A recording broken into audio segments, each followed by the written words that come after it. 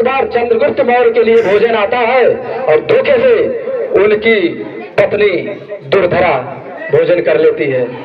उसके बाद अब समझ सकते हैं विषैला भोजन है, जो विषधारी व्यक्ति है उसके ऊपर असर नहीं करेगा, लेकिन जिसके अंदर किसी प्रकार का विष नहीं है वो तुरंत भगवान को प्यारा हो जाएगा। लेकिन संयोगवश आचार्य चाणक्य उर्फ विष्णुगुप्त जी वहां पर उपस्थित थे जब भोजन दिया गया, तो उन्होंने पूछा कि कौन सा भोजन दिया गया है। तब दासियों ने बताया कि जो सम्राट जी को भोजन देना था वो गलती से हमने महारानी जी को दे दिया। तो चाणक्य जी राजवैद्य को बुलाते हैं, बोलते हैं इस पूरे अखंड भारत का बिंदु है ये, अगर ये मर गया तो अखंड भारत को सुरक्षित कौन रखेगा। तो वहीं पर कोई ऑप्शन नहीं था, यानी कोई भी और विचारा नहीं था।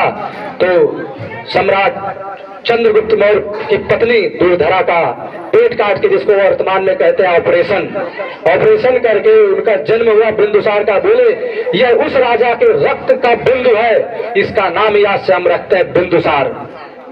तो वहां से उनका जन्म होता है तो उनका नाम पड़ता है बिंदुसार। और बिंदुसार को ही कहा गया है एक महान पिता के पुत्र और एक महान पुत्र के पिता।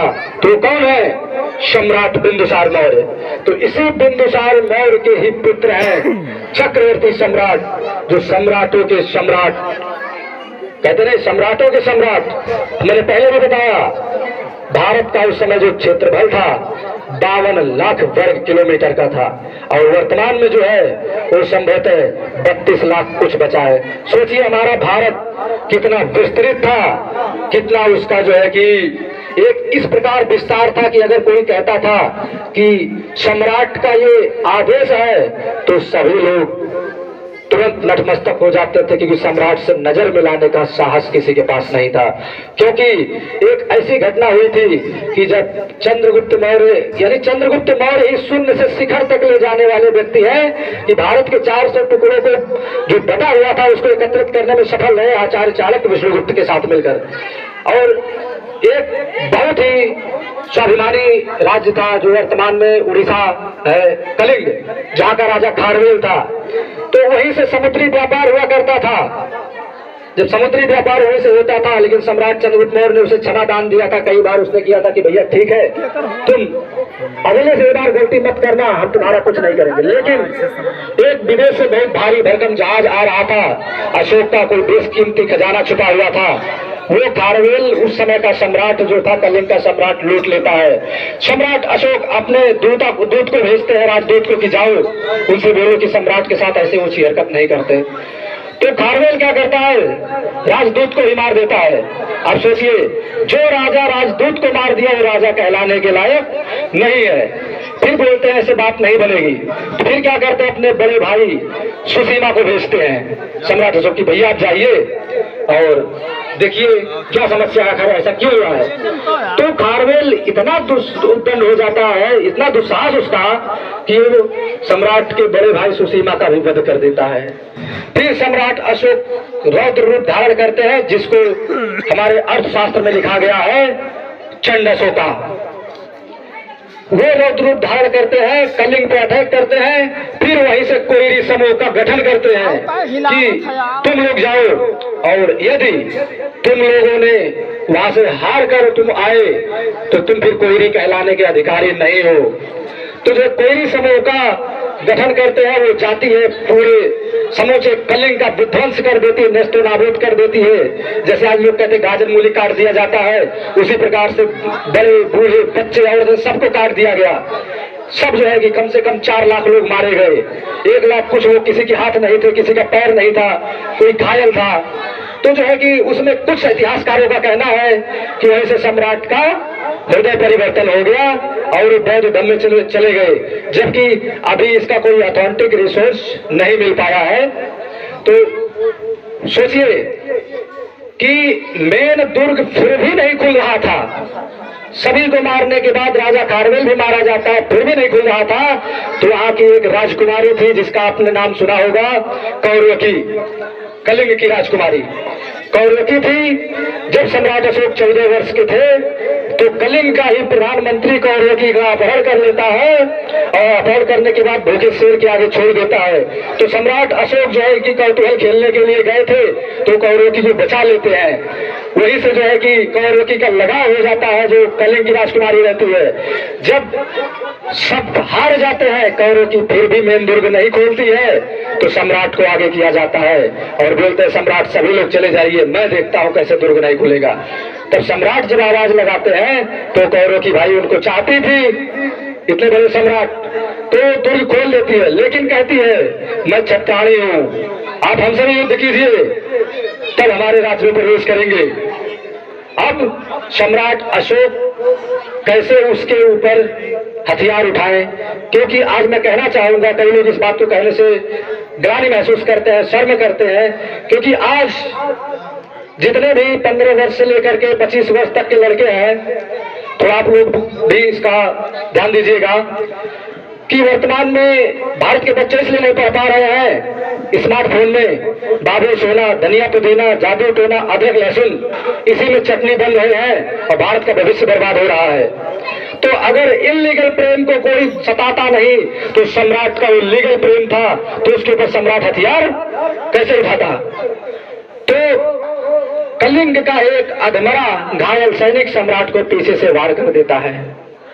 उसके बाद वहीं से कलिंग वासियों का नाम कायरों की लिस्ट में शामिल हो जाता है, क्योंकि यदि तुम छत्राणी थे या क्षत्रिय थे तो फिर तुमने पीछे से क्यों वार किया।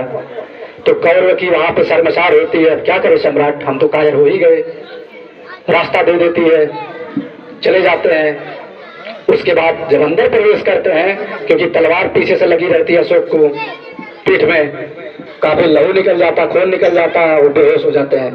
तब वही कौरव की इनकी एक पत्नी थी जो शाक्य परिवार से बिलोंग करती थी, जिसके पुत्र महेंद्र पुत्र संघमित्रा, आप लोगों ने नाम सुना होगा, तो कभी राजमहल में रहने नहीं आती है, ना ही कभी आई। तो वो बौद्ध विचारधारा से काफी प्रभावित रहती थी, क्योंकि शाक्य परिवार से थी, बुद्ध के परिवार से थी।